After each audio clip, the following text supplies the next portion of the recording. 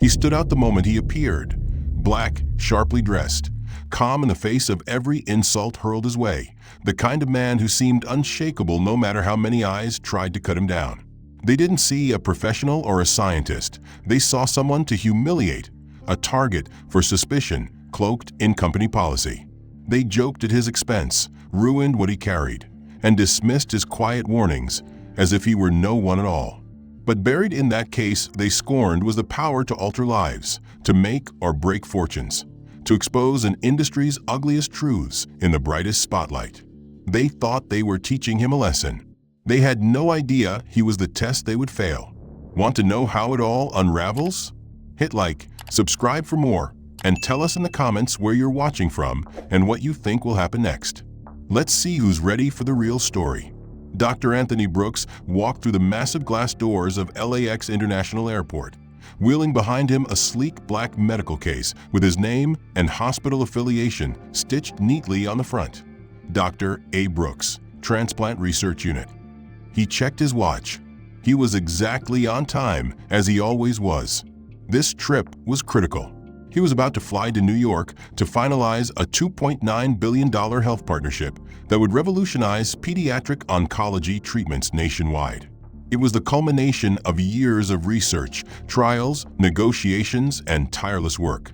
Yet none of that mattered to the young airline attendant standing at the priority counter.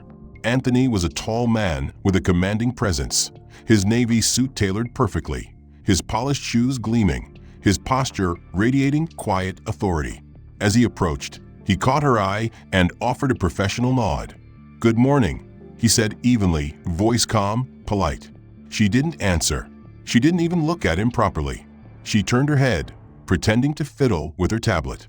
Meanwhile, an older white couple in tennis whites, their faces ruddy from sunshine, approached the counter from the side. She immediately brightened, stepping forward. "Welcome. Let me get you checked in right away."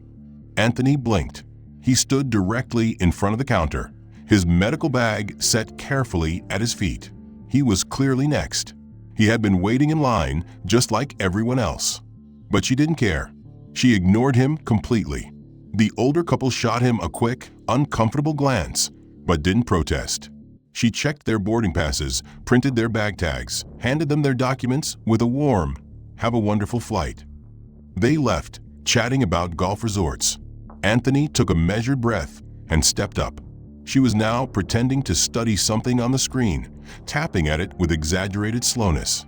He waited another moment. Then he cleared his throat softly. "Excuse me, I'm next." She didn't look up. She tapped the screen twice more. Finally, she raised her eyes with theatrical impatience. "Yes." Anthony kept his expression controlled.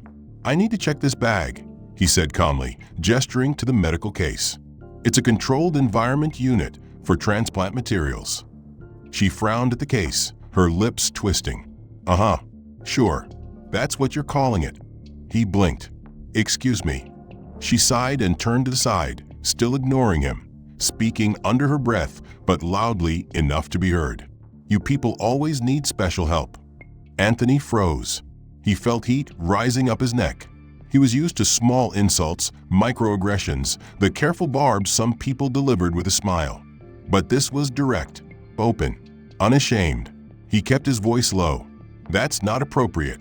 I'd like to check this bag immediately, please." She gave him a hard look.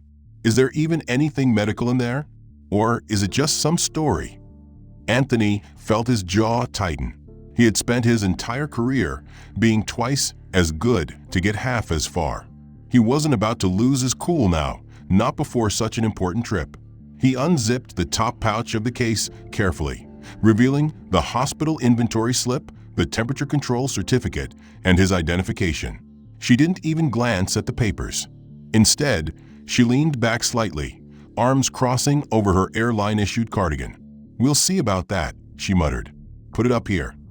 He lifted the case gently onto the counter. It wasn't heavy, but it was priceless. Its contents included fragile, life-saving materials that needed exact temperature and humidity levels. She grabbed it by one handle and flipped it roughly, ignoring the bright orange label that read "Handle with care." "You won't let me inspect that bag." Anthony felt the bile rise in his throat. He turned back to the guards. "That's false. I told her it contains medical materials that must remain sealed and temperature controlled. I provided ID, credentials, and documentation." The second guard, younger and stockier, looked at the case with visible suspicion. "What's inside, sir?" Anthony exhaled slowly, the air hissing between his teeth. "As I said, it's for transplant research. It must remain sealed. If you break the seal or leave it out of temperature limits, you'll destroy the contents." The older guard nodded once, expression stony. "We'll need you to open it." Anthony bristled. "It's not safe. I can show you the documents instead." But they weren't listening. The taller guard leaned in. "Sir, open the case. Now." The surrounding passengers were watching openly now, some pulling out phones, others whispering, shifting restlessly in line. The attendant folded her arms, eyes glittering. "Told you," she called out. "He's refusing." Anthony's hands trembled ever so slightly. He swallowed. "I'll do it carefully, but you'll be liable if it's compromised." The younger guard snorted. "Just open it." Anthony unclasped the crooked latch she had already damaged, gently peeling back the lid. Inside were clear, sealed vials in foam cradles, small digital thermometers blinking warnings about temperature drift. A chemical gel pack had cracked during the rough handling, leaking coolant onto the foam. He felt his chest tighten at the sight. One guard sniffed dismissively. "Looks like chemicals to me." Anthony closed his eyes. "They're tissue samples for clinical research. Human tissue. They must remain at 5 degrees Celsius." The older guard crossed his arms. "Why'd you make such a scene then? Just let her check it in the first place." Anthony's eyes snapped open. She mishandled it. She flipped it over and broke the seal. The attendant piped up again. He was yelling at me, being threatening. I felt unsafe. Anthony nearly laughed. His voice had not once risen beyond measured calm, but he could see the narrative hardening around him like concrete. The guards exchanged a look. The taller one pulled a small notebook from his pocket. "We'll need your ID." Anthony handed it over silently, willing his expression to remain neutral. The guard scribbled down the details slowly, as if relishing the moment. Behind him, the line had grown long and impatient. A man in a business suit scowled at Anthony. "Some of us have flights to catch." Another woman huffed. "Why is he holding everything up?" Anthony bit back his anger. He couldn't lose his composure. He thought about the children in hospitals who needed this therapy, the parents waiting on New Hope, the lab team who had worked weekends to make this shipment possible. He was their representative here. He had to remain calm. The younger guard finally cleared his throat. "We're going to need to inspect the contents." Anthony blinked. "I just showed you." The older guard shook his head. "Fully, sir. Empty it." Anthony felt like he'd been punched in the chest. "If you do that," he said, voice cracking ever so slightly, "it's ruined. The samples are destroyed." The older guard shrugged. "Your choice." Anthony inhaled shakily. He thought of the deal in New York, the scheduled signing, the team waiting, the investor reps ready to greenlight production, his entire career. He thought of his father, telling him as a child that he'd have to be twice as good for half the respect. And here he was, in a crowded terminal, being forced to destroy his own work to prove his innocence. He nodded once, curtly. "Fine." He peeled back the foam carefully, one vial at a time, exposing the pale, delicate biological samples. The gel coolant continued to ooze from its cracked casing. The digital thermometer flashed red. The older guard squinted. "And this is supposed to be medical?" Anthony didn't answer. He just held the container open until they were satisfied. Finally, the older guard waved him off. "Okay, that's enough. Pack it up." Anthony swallowed a surge of bitter words. He carefully replaced the foam inserts, closed the now damaged latch, and lifted the case with both hands. The attendant gave a loud, mocking sigh. "Sir, step aside." Anthony opened his mouth to protest, but his voice cracked with fatigue and frustration. He closed it again and complied, moving over to the inspection area. The agent gestured to the case. What's inside? Anthony pressed his lips together. He had gone through this already. Medical research samples. They're temperature-controlled. They can't be opened again. The agent shrugged, already reaching for the latch. It's policy. Gotta make sure there's nothing dangerous. Anthony watched in horror as the agent flipped the broken latch, fully opening the case on the metal inspection table. The vials rolled slightly in the foam, the cracked coolant bag leaking its contents onto the samples. The officer barely glanced at the damage. "What is this stuff anyway?" he asked dismissively. Anthony fought to keep his voice steady. "Human tissue samples for a cancer immunotherapy trial. For children." The officer blinked. "Huh." Then he turned to a colleague. "Hey, look at this. Fancy stuff." Another guard sauntered over, peering in with a smirk. "Bet he's got anthrax in there," he joked, not even bothering to lower his voice. Anthony felt his ears go hot. He clenched his fists at his sides. Nearby, a line of passengers waiting for their own bags overheard the comment. A middle-aged white man in khakis let out a bark of laughter. "Better check for Ebola while you're at it," he called out. A woman with a stroller giggled nervously. Anthony felt his vision blur for a second. He forced himself to stare straight ahead. He would not react. He could not give them the satisfaction. The agent didn't even look embarrassed. He prodded one of the cracked vials with a gloved finger. "Is this leaking?" Anthony's voice was low and cold now. "Yes, because it was mishandled, and now it's ruined." The agent raised an eyebrow. "I didn't know, man. Kinda looks sketchy." Anthony's jaw locked. He forced each word out with precision. "It's medical research." The agent grunted and finally started to close the case. The cracked latch wouldn't seal. He pushed it harder, snapping it shut awkwardly.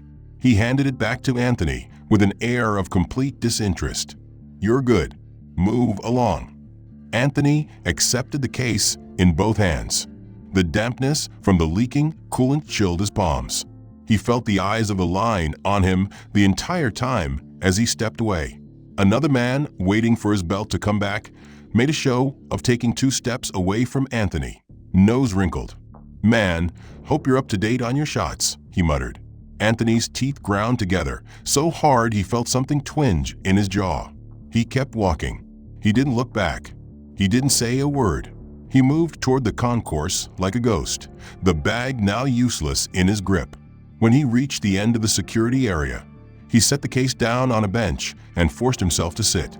Above them all, the airline's glowing sign proclaimed a promise of comfort and efficiency. Anthony felt the irony claw at his throat. He tightened his grip on the ruined case and approached the counter, forcing himself to speak evenly despite the rage boiling just beneath the surface. "Excuse me," he said to the gate attendant, a different woman than the one before, but with the same crisp uniform and practiced smile. She didn't return a smile to him. Instead, she gave him a flat look, eyes flicking to the leaking case. "Yes?" she asked with obvious impatience. He drew a deep breath, steadying himself.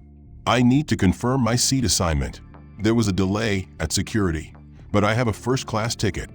She tapped at her keyboard slowly, nails clicking against the keys. "Name." He spelled it carefully. She didn't nod or acknowledge it, just kept typing.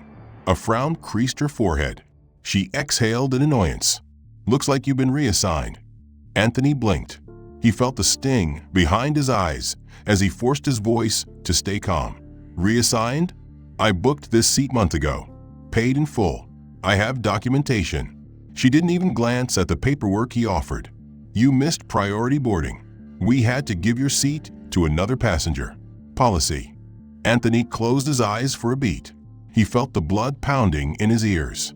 When he opened them, he met her blank, bureaucratic stare. "I was held by your security. For no reason. They destroyed the contents of this case. This was supposed to be in a controlled locker on board. I explained that to your staff. I did everything correctly." She shrugged. "I'm sorry, sir. There's nothing I can do. The flight's full. I can offer you a seat in economy."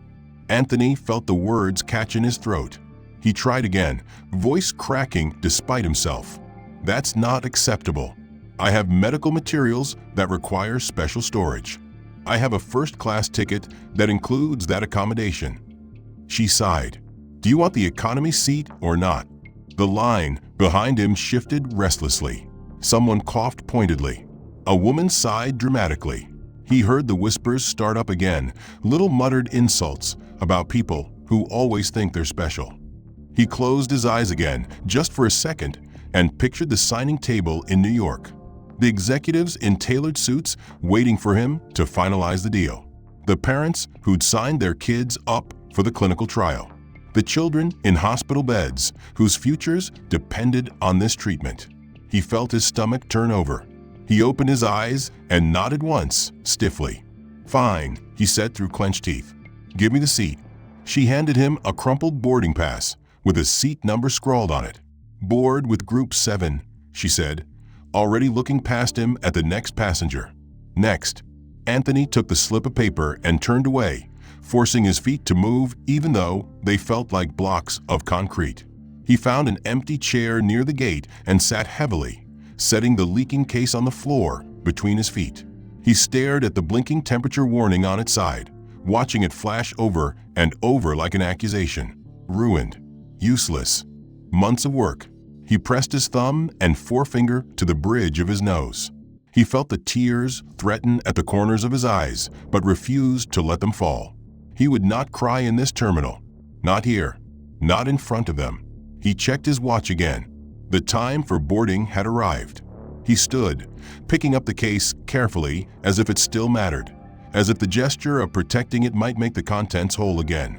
He joined the end of the economy line, the low-priority group, standing behind a family with restless kids and an elderly man with a cane who kept turning to look at him like he didn't belong there. He waited in silence as the line crawled forward. When he finally handed his boarding pass to the scanner, the machine beeped angrily. The gate agent frowned. "One moment." She typed a few things, not bothering to hide her annoyance. "Oh, right," she said finally. "You're the guy who got moved. Here's your new seat. Back of the plane." She handed him another slip. He took it without a word, feeling the sting in his throat tighten to a choke. He walked down the jetway slowly, feeling each step rattle the ruined samples in the case, each vibration another nail in the coffin of the trial. He could already imagine the conversation in New York, the apologies, the demands for explanations, the disappointed looks, the funding slipping away. He felt like he was watching his career bleed out in slow motion. "Put it under your seat," she said without slowing. Anthony swallowed hard. "It can't go there. It needs to stay upright in a stable environment. Please, there's nowhere else." She had already moved on. He forced the words back, feeling them taste like acid in his mouth. The line of passengers behind him grew restless. A man too rose up, yelled, "Can we move this along?" Anthony lowered himself back into the seat slowly, the case digging into his shins as he tried to wedge it below the seat ahead of him. The cracked vials knocked against each other, one corner of the foam insert folding onto itself. He felt a deep, searing humiliation bloom in his chest as he heard the teenager beside him snicker, muttering, "Dude, what's in there?" "A bomb." The older woman on his right sniffled louder and leaned away, pressing herself against the window. He locked his jaw, refusing to reply, pushing the case just far enough to meet the demand of stowing it safely, while knowing it was anything but safe. The cabin lights dimmed for takeoff. He wiped sweat from his temple with the back of his hand, feeling the stickiness of the airport grime, the lingering sting of the security guard's barked orders, the memory of the counter attendant's curled lip. As the plane taxied and lifted into the air, he closed his eyes, trying to imagine the sterile lab where the samples were prepared with such care, the row of vials lined like tiny soldiers awaiting battle against cancer. He imagined the children's charts, the hopeful parents, the graphs showing tumor regression, the calls he'd promised to make to reassure them. He felt something crack inside his chest.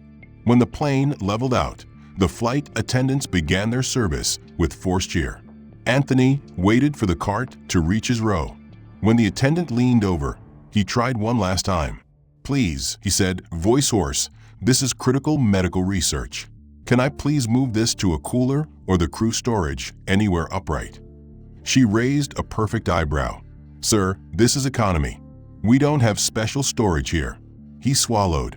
"But in first class." "You're not in first class," she said sharply, glancing at the sniffling woman beside him who was watching with wide eyes. "We can't help you. Regulations." She turned away before he could answer. The words jammed in his throat. He didn't speak again. He watched her push the cart away, offering extra snacks and refills to the families who smiled at her, who said thank you, who were treated like paying customers. He realized he wasn't one anymore. Not really. He was just cargo now, a disruption to be contained and ignored. He hunched over the case, hands pressing the lid closed even though the latch refused to seal, trying to hold the temperature in with sheer will. His eyes burned, but he didn't let them leak. He counted the hours to landing, feeling each one bleed his hope dry. The hum of the engines filled the silence between apologies he would have to make. Apologies to his team, to the hospital board, to the parents, to himself. He would explain the samples were compromised, the chain of custody broken, the temperature spike irreversible. He would say the trial would have to be delayed. He would watch the funding drift away. He would watch the hope in their eyes dim. When the plane finally began its descent, the pilot's voice crackled with platitudes about weather in New York and thanks for choosing their airline. Anthony's fingers dug into the armrest. The teenager beside him turned off his music, stretching. The older woman gathered her purse, avoiding looking at him. Anthony forced himself to sit straight, ignoring the sweat prickling his back. The case sat between his feet like a tombstone, the thermometer blinking an ominous red. Upon landing, the passengers stood in awkward contortions, yanking bags from overhead bins while the flight attendants offered brittle smiles and said goodbye now, with the mechanical rhythm of people paid to sound friendly. Anthony stayed seated until the aisle was clear, unwilling to force his neighbors to move for him. When he finally stood, he lifted the case carefully, feeling the weight shift wetly inside. He swallowed bile. He walked the length of the plane past the empty first-class seats, the forgotten champagne flutes. He thought about his seat, the one he paid for, the one that was sold to someone who didn't have to beg to store life-saving research correctly. He stepped out onto the jet bridge into the stale terminal air, rolling his shoulders back like he could push the shame off of them. He needed someone to own the damage they had caused. He scanned the signs until he found the airline service desk. It was tucked into a corner near baggage claim, the overhead fluorescent lights flickering slightly, casting everyone waiting in a sickly, washed-out glow. There was a short line of passengers complaining about lost bags and missed connections, their voices raised in irritation, but Anthony didn't even register them. He waited silently, clutching the case with both hands, feeling the dampness of the ruined coolant seeping through the foam. When he reached the counter, the employee behind it, a young man with gelled hair and a name tag that read Sean, looked up with forced cheer that immediately faltered when he saw Anthony's face. Anthony set the case down carefully on the counter, the latch clicking loosely from its broken hinge. He kept his voice low and steady, but each word felt like it was being dragged out of him with hooks. "I need to file a complaint. Immediately." Sean blinked. "Okay, sir, what seems to be the problem?" Anthony exhaled slowly. He leaned forward slightly, ensuring every word landed. "Your staff at check-in mishandled this medical case. Security forced me to open it, contaminating the contents. Your gate agent reassigned my first-class seat despite my valid ticket. On board, I was forced to store it under a seat despite clear labeling, and now the samples are destroyed. This was irreplaceable, life-saving material for a pediatric cancer trial." Sean's eyebrows lifted slightly. He swallowed, glancing at the case. I'm sorry to hear that, sir. Let me see what I can do." He began typing slowly, each click of the keyboard loud in the hush around them. Anthony watched, fingers drumming against the ruined case. His voice was barely controlled. "I want the names of the employees who refused to help me. I want the incident documented. I want an apology." Sean paused, blinking at his screen. He cleared his throat. "Well, I can make a note here, but I don't really have their names. We don't keep that on this system." Anthony's nostrils flared. He felt his heart thump in his ears. "You don't know who worked your own gate?" Your own flight. Sean shifted uncomfortably. Look, sir, I can escalate this if you want, but it's not like I can give you their personal details. That's like against policy. Anthony pressed both palms flat on the counter, leaning in, voice dropping to a cold rasp. So there's no accountability, is that it? I'm just supposed to accept this. Sean swallowed again, glanced around as if hoping someone would save him. I can get my supervisor, he mumbled. Anthony straightened, jaw tight. Do it. Sean turned and scuttled into the back, leaving Anthony standing at the counter, the blinking red light of the ruined case like a pulsing wound in front of him. The line of passengers behind him shuffled, annoyed, some sighing loudly. A woman in yoga pants muttered, "Some people just love drama," under her breath, but loud enough for him to hear.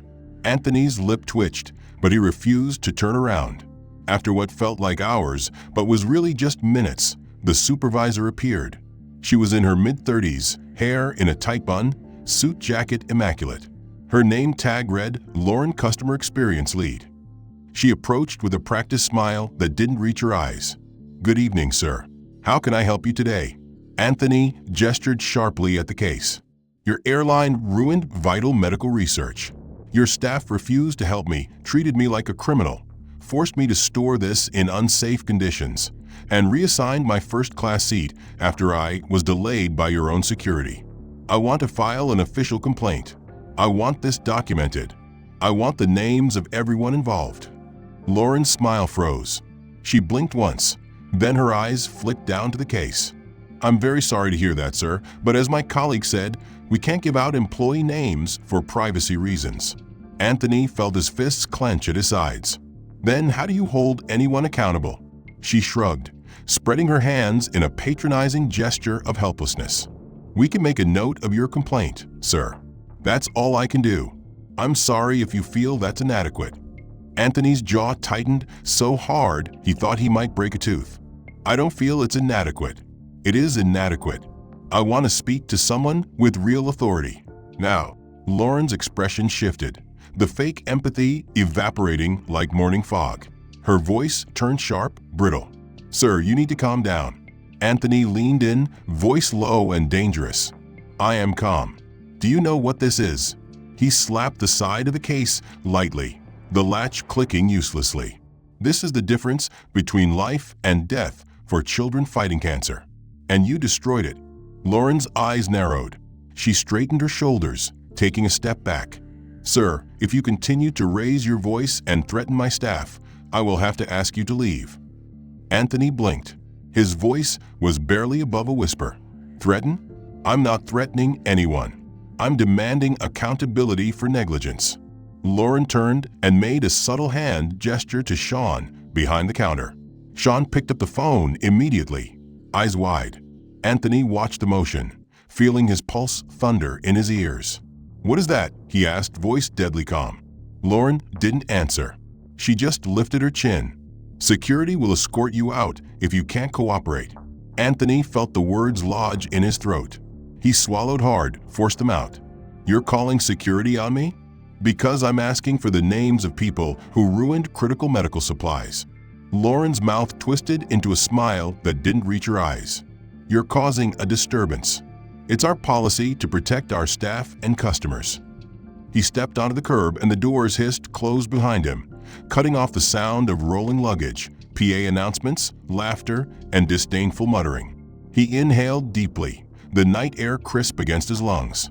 The street outside was bathed in the harsh glow of security lights and headlights, limos and shuttles pulling up in a steady stream, drivers in dark suits holding signs for corporate VIPs.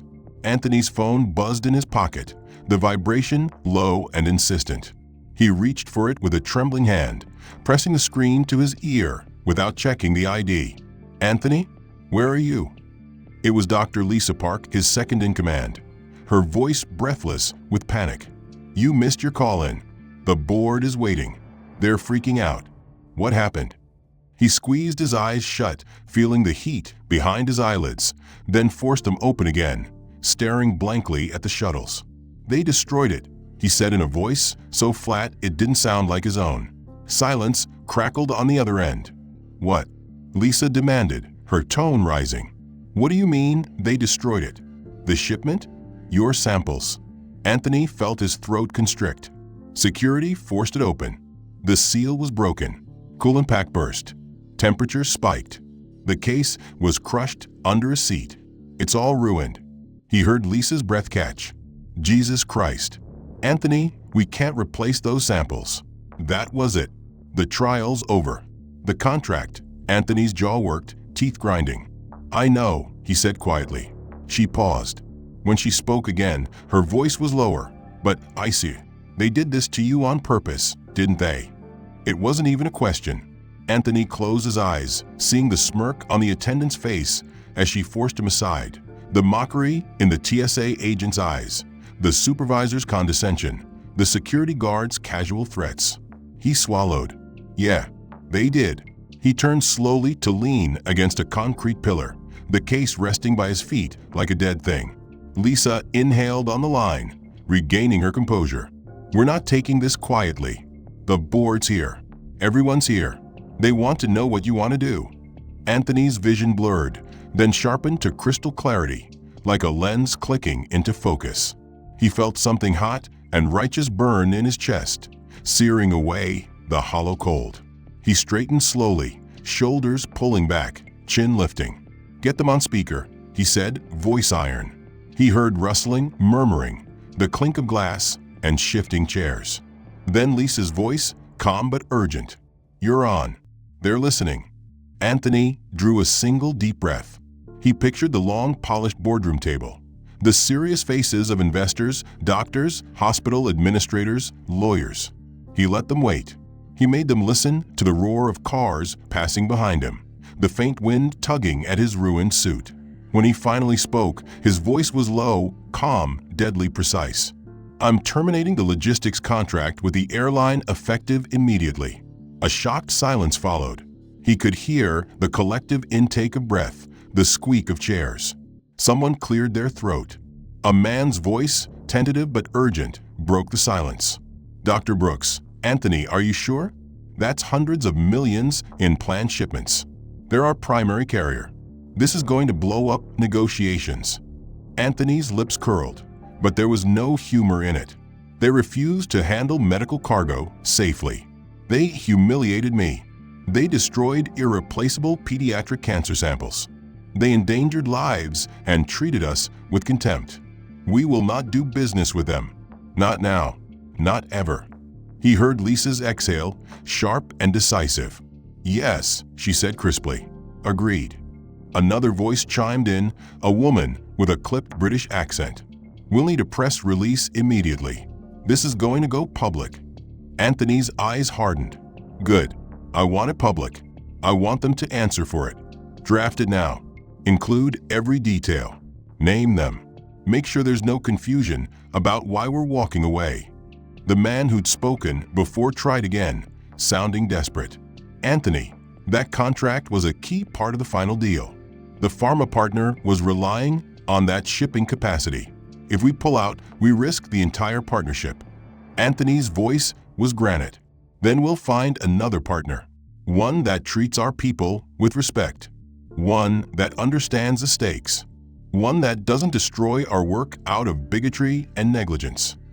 Silence fell on the line. For a moment, all Anthony could hear was his own breath and the low growl of an idling shuttle bus beside him. Then Lisa's voice, softer now. "We'll back your decision. We'll start contacting alternative carriers tonight. I'll draft the release myself." Anthony closed his eyes, the wind cooling the sweat on his neck. He felt the crushing despair of the ruined samples, the wasted years, the lost trial.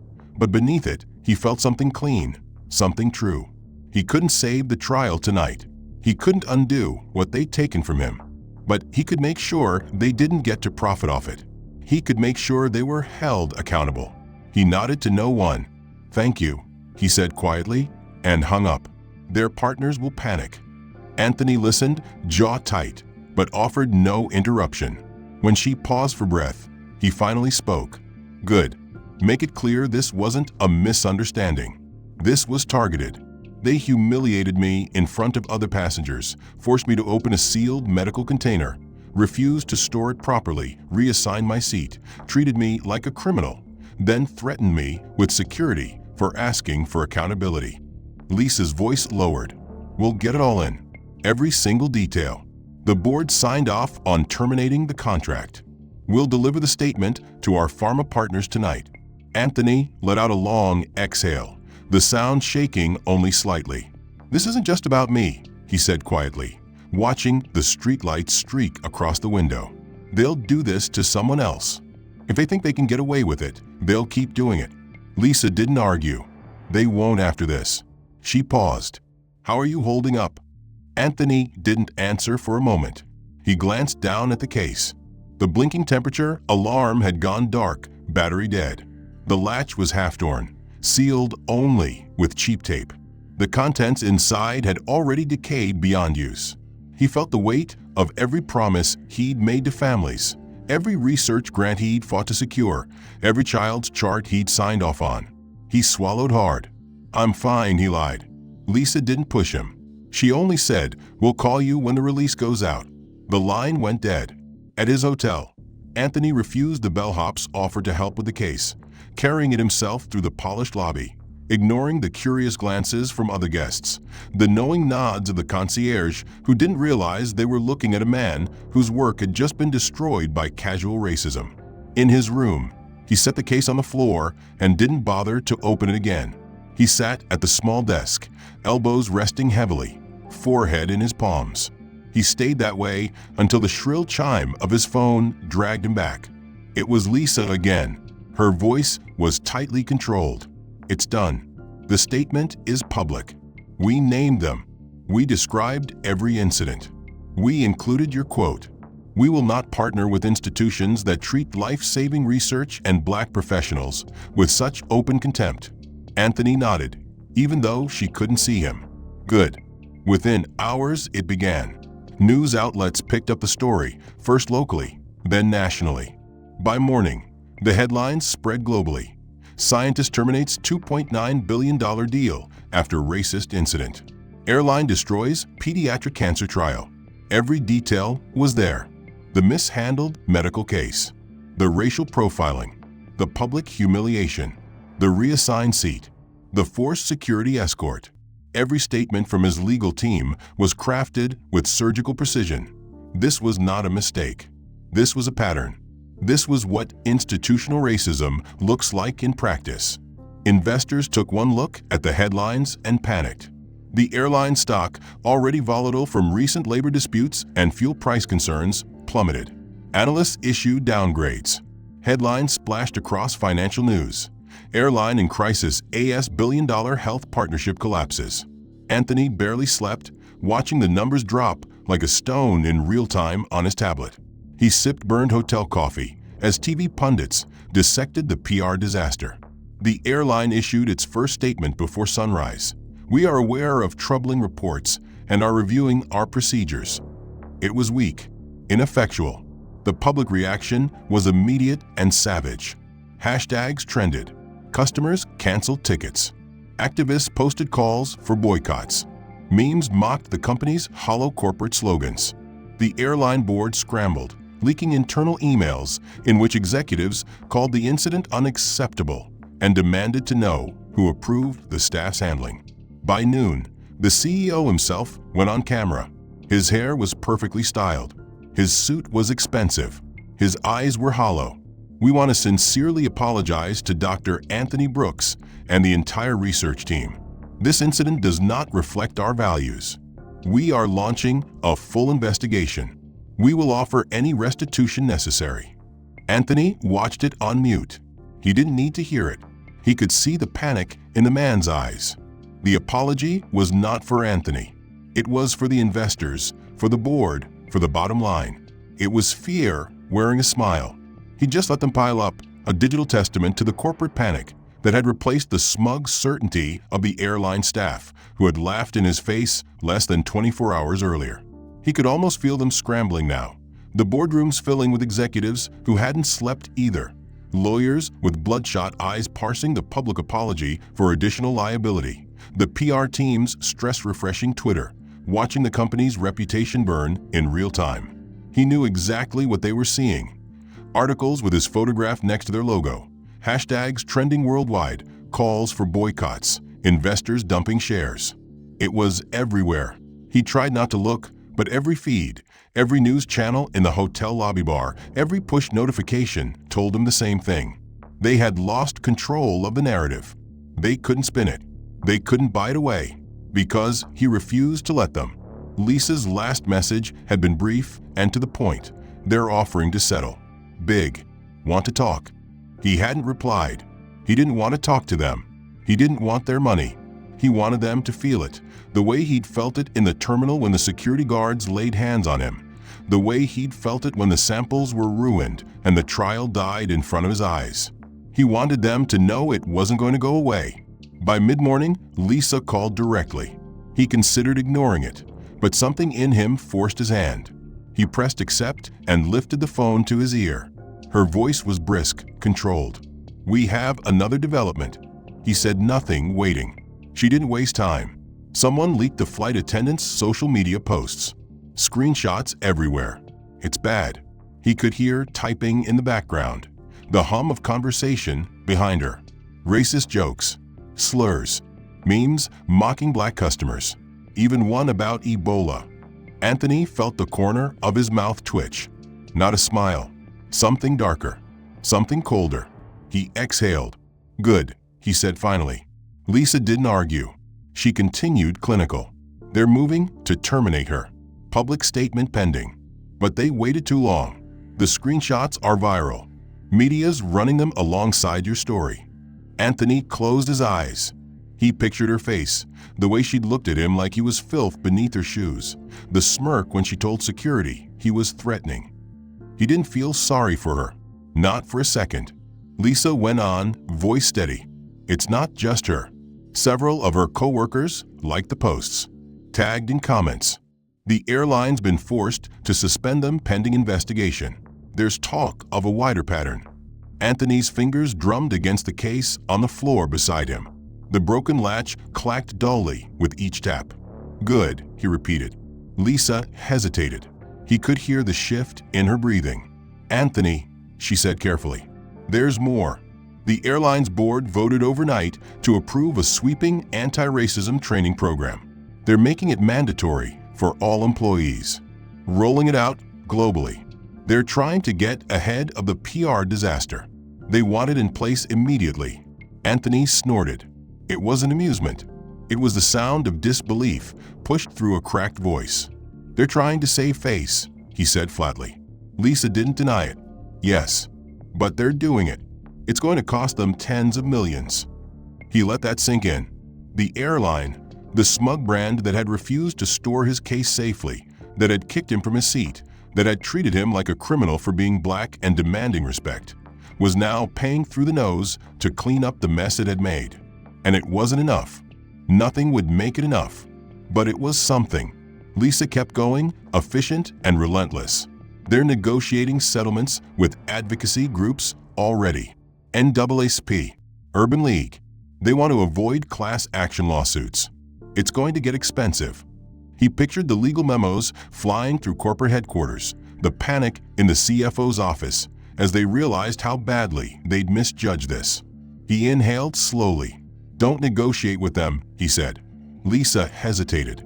"Anthony, don't," he repeated. "They don't get to pay me off. They don't get to say sorry with a check and move on. Make sure they know that. Make sure the world knows that." He heard her exhale, a long, steady breath. Understood. Silence settled between them for a moment. Finally, she asked the question he hadn't wanted to answer. "What about the trial?" He swallowed. The pain was so sharp it felt like it would split him open. He let the silence stretch, each second an admission of failure. "It's over," he said at last. "We can't replace those samples. Not in time. The grant's contingent on delivery. The partner will walk."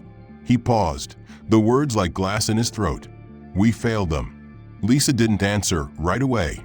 He could hear the sounds of the office behind her, the quiet urgency of people working around the clock to salvage something from the wreckage. Finally, she spoke, voice low. "No, they failed us. You did everything right. They failed. He didn't argue. He couldn't. He just let the words settle in his chest, a cold comfort. After the call ended, he sat there for a long time, staring at the blinking light on his phone as new messages poured in. Reporters, lawyers, other airlines now offering new contracts, desperate to swoop in and claim the business their rival had thrown away. He ignored them all. He didn't want to think about business, about partnerships, about shipping routes. He thought instead about the children in hospital beds who would not get the new trial, about the parents who would hear the words, "I'm sorry, there's nothing else." He thought about the nurse who'd hugged him last month, whispering, "Please hurry, we're losing them." His eyes burned, but he didn't cry. He wouldn't give them that either. Anthony returned home to California in silence, alone in the window seat of another airline entirely, one that had rushed to secure his business in the wake of the scandal. They'd offered him first class, private boarding, personal apologies from their CEO, but he'd refused them all and booked economy deliberately, wanting nothing but anonymity.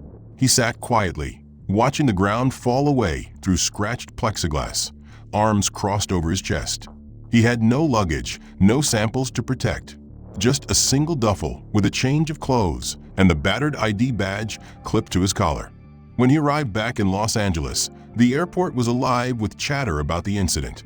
He heard his own name in whispered conversations at the gate, saw his photo on someone's phone screen in the security line. He ignored it all. He kept his eyes forward, jaw locked, expression carved from stone. He walked through the terminal with the steady pace of a man who had nothing left to lose, nothing left to prove. He went straight to the clinic, the community health center he had built from grant money and late nights and promises he had sworn to keep. It sat on a quiet street in South Los Angeles, its green sign peeling slightly at the corners, the waiting room always too full. He unlocked the door with a practiced flick of the wrist, stepped inside, and smelled antiseptic and hope in equal measure. The staff greeted him carefully, eyes filled with the same pity and respect he had come to dread in the last week. He nodded back, but said nothing, moving straight to his office. There he sat for hours, catching up on patient files, working through charts, returning calls. The headlines were still raging online. He let them rage. He didn't respond to interview requests. He didn't attend press conferences. He let the story burn itself out. Days passed. Weeks. The airline stock cratered and stabilized. Their board forced out the CEO, hired consultants to manage their crisis.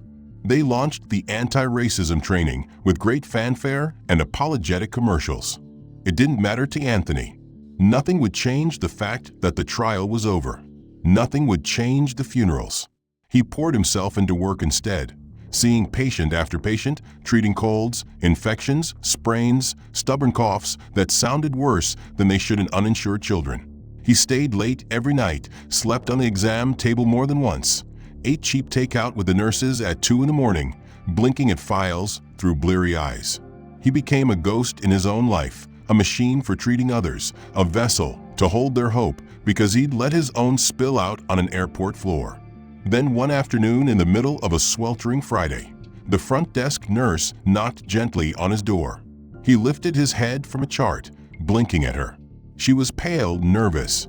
She held a clipboard to her chest like a shield. "Dr. Brooks," she said softly, "there's someone here to see you. She doesn't have an appointment, but she says it's urgent. She asked for you by name." Anthony frowned. He sat up straighter. "Who?" The nurse swallowed. "Her name is Rebecca. She says she used to work for the airline." Anthony felt his blood go cold. His fingers clenched around the edge of the desk. He stared at the nurse for a long moment, willing her to take it back, to say it was a mistake. But she didn't. She just waited, eyes wide and worried. He exhaled slowly, the air rattling in his lungs. He nodded once, curtly. "Send her in." When Rebecca entered, she looked nothing like the smug, uniformed employee who had smirked at him over a counter and waved security in his face. She was wearing a faded sweatshirt, jeans that hung loose on her thin frame. Her hair was tied back in a messy bun. Her face was pale, lined with exhaustion and something that might have been regret. But what caught him first was a child clinging to her leg, a boy no older than 6, with hollow cheeks and watery eyes, coughing weakly into a crumpled tissue. Rebecca didn't meet his eyes at first. She kept her gaze on the floor. Anthony watched her carefully, saying nothing, letting the silence stretch until it felt like a third person in the room. Finally, she spoke, voice cracked and raw. "He's sick. My son. He's been sick for weeks. No one will see us. I lost my insurance when they fired me." She swallowed hard, still staring at the floor. "I didn't know where else to go." Anthony felt something twist in his chest. He looked at the boy, pale and shivering, leaning heavily on his mother's leg. The cough rattled again, wet and dangerous. Pneumonia, he thought automatically. Antibiotics and fluids. He could treat it. He could save this child even if he couldn't save the others. Rebecca finally lifted her gaze. Her eyes were red, swollen, hopeless. "I know you hate me. I know you should. But please, he's just a kid. Don't make him pay for what I did." Her voice cracked on the last word. Tears spilled down her cheeks. The boy sniffled, too tired even to cry. Anthony felt the weight of every moment that had brought them here. The ruined samples, the canceled trial, the children he'd failed. He could feel them all pressing on his shoulders, whispering in his ears. He thought of that night in the hotel, deleting messages he would never answer. He thought of Lisa's voice saying, "They failed us." He pushed his chair back slowly and stood. He walked around the desk and crouched in front of the boy, resting a gentle hand on his shoulder. "Hey, buddy," he said softly. "What's your name?" The boy blinked at him with big, feverish eyes. "Matthew," he whispered. Anthony nodded. "You're going to be okay, Matthew. I promise." He looked up at Rebecca. Her lips trembled. "Please," she whispered. Anthony stood. He met her eyes unflinchingly. "I'm going to help your son," he said, voice even. "Because that's what I do." He paused. "But you're going to sit here while I do it. And you're going to listen. You're going to hear exactly what your choices did to other people. You're going to learn." Rebecca sobbed, nodding frantically. "I will. I swear. I'm sorry. I didn't see. I didn't think. I was just..." Her words fell apart.